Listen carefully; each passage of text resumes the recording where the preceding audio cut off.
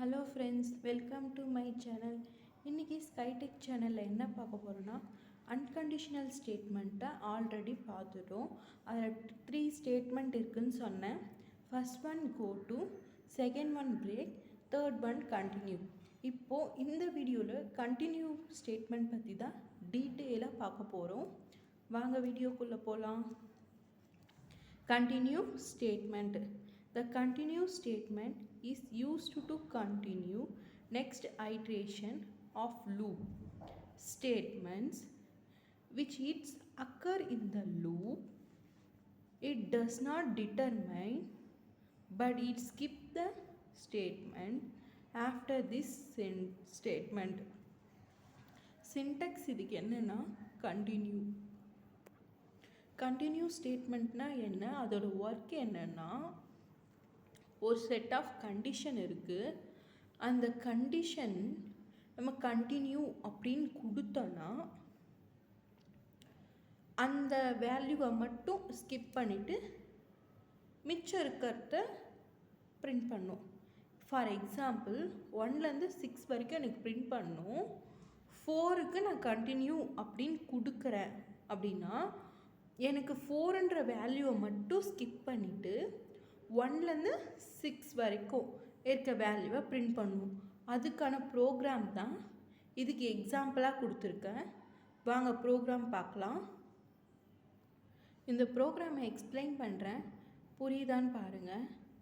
Void main function, இதுதான் main ஃபங்க்ஷனோட body. இதுக்குள்ளே என்ன இருக்குன்னா, இதுதான் body of the statement. First என்ன வேரியபிளோ அதை இனிஷியலைஸ் பண்ணணும். நெக்ஸ்ட்டு அதுக்கான கண்டிஷன் கொடுக்கணும். நெக்ஸ்ட்டு இன்புட்டை வாங்கணும். நெக்ஸ்ட்டு அவுட்புட்டை பிரிண்ட் பண்ணணும். ஒரு ப்ரோக்ராம் எழுதுனா இதுதான் ப்ரொசீஜர். இதை தான் இங்கே இம்ப்ளிமெண்ட் பண்ணியிருக்காங்க. ஓப்பன் பண்ணுறோம். மெயின் ஃபங்க்ஷன் உள்ள இன்ட்டு என்னு சொல்கிறாங்க. ஏன் இங்கே இன்ட்டு போடுறாங்கன்னா, இங்கே நம்ம கொடுக்க போகிற வேல்யூ ஒரு இன்டீஜர்.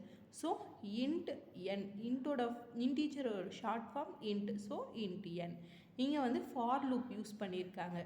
ஃபார் லூப்போட ஒர்க் நான் இதுக்கு முன்னாடியே சொல்லியிருக்கேன். என்ன வேல்யூ இங்கே n ஈக்குவல் டு 2ன்னு கொடுத்துருக்காங்க. n less than or equal to 9 கொடுத்துருக்காங்க. என்னோட வேல்யூவை இன்க்ரீமெண்ட் பண்ணுறாங்க. அப்போது ஃபஸ்ட்டு என்னோட வேல்யூ என்னவாக இருக்குன்னா 2வாக இருக்கும். ஓகேவா, 2வாக இருக்கும். இப்போ இந்த கண்டிஷன் வரும்போது இஃப் n ஈக்குவல் டு 4ஆக இருக்கும்போது கண்டினியூ கொடுத்துருக்காங்க. நெக்ஸ்ட்டு பிரிண்ட் பண்ணியிருக்காங்க. அப்புறம் லாஸ்ட்டாக இந்த கண்டிஷன் ஃபுல்லாக சாக்ரிஃபை ஆனதுக்கப்புறம் அவுட் ஆஃப் த லூப் அப்படின்னு பிரிண்ட் பண்ண சொல்லியிருக்காங்க. இப்போ கர்சர் என்ன பண்ணுன்னா, இங்கே இருக்கும் n ஈக்குவல் டு 2 அப்படின்னு எடுத்துக்கிட்டு இந்த கண்டிஷனை பார்க்கும். இங்கே இந்த எண்ணை பிரிண்ட் பண்ண சொல்லியிருக்காங்க. ஸோ பிரிண்ட் ஆகும். இப்போ அவுட்புட்டில் 2ன்ற வேல்யூ பிரிண்ட் ஆகிருக்கும். நெக்ஸ்ட்டு மறுபடியும் இங்கே வரும். நெக்ஸ்ட் மறுபடியும் இங்கே வரும்போது n less than or equal to 9 சொல்லியிருக்காங்க. அப்போது ஈக்குவல் டு இருக்கிறதுனால 9 வரைக்கும் பிரிண்ட் ஆகும். இதுவே n லெஸ் தென் 9 அப்படின்னு கொடுத்துருந்தா 8 வரைக்கும் தான் பிரிண்ட் ஆகும். இப்போ 9 கொடுத்ததுனால 9 வரைக்கும் பிரிண்ட் ஆகும். நெக்ஸ்ட்டு n++ கொடுத்துருக்காங்க. n+னால் என்னோட வேல்யூ 2 + 1 ஈக்குவல் டு 3. இப்போ என்னோட வேல்யூ 3 ஆகும். மறுபடியும் இந்த கண்டிஷனை பார்த்ததும் இங்கே வந்ததும் பிரிண்ட் பண்ணும் 3. நெக்ஸ்ட்டு மறுபடியும் போகும்.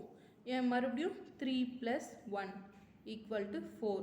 இப்போ என்னோட வேல்யூ 4ன்னு சேஞ்ச் ஆகும்.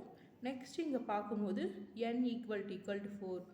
இந்த கண்டிஷன் கரெக்டாக வந்துச்சு. ஸோ கண்டினியூ கொடுத்துரும். கண்டினியூ கொடுத்துட்டு என்ன ஆகுனா, இந்த 4ஐ பிரிண்ட் பண்ணாது கண்டினியூ கொடுத்ததுனால.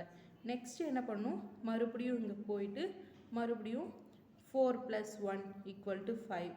அப்போது என்னோட வேல்யூ 5. மறுபடியும் இங்கே இங்கே வந்ததும் 5ஐ பிரிண்ட் பண்ணும். இந்த மாதிரி 9 வரைக்கும் பிரிண்ட் பண்ணிவிட்டு 9 முடிஞ்சதுக்கப்புறம் அவுட் ஆஃப் லூப்னு பிரிண்ட் பண்ணும். இப்போ இதுலேருந்து உங்களுக்கு நல்லா புரியும். பிரேக்னா பிரேக்குன்னு கொடுத்தா அந்த வேல்யூவோட கட் பண்ணிவிடும். நெக்ஸ்ட்டு கர்சர் போயிட்டு அடுத்த நம்பரை பிரிண்ட் பண்ணாது.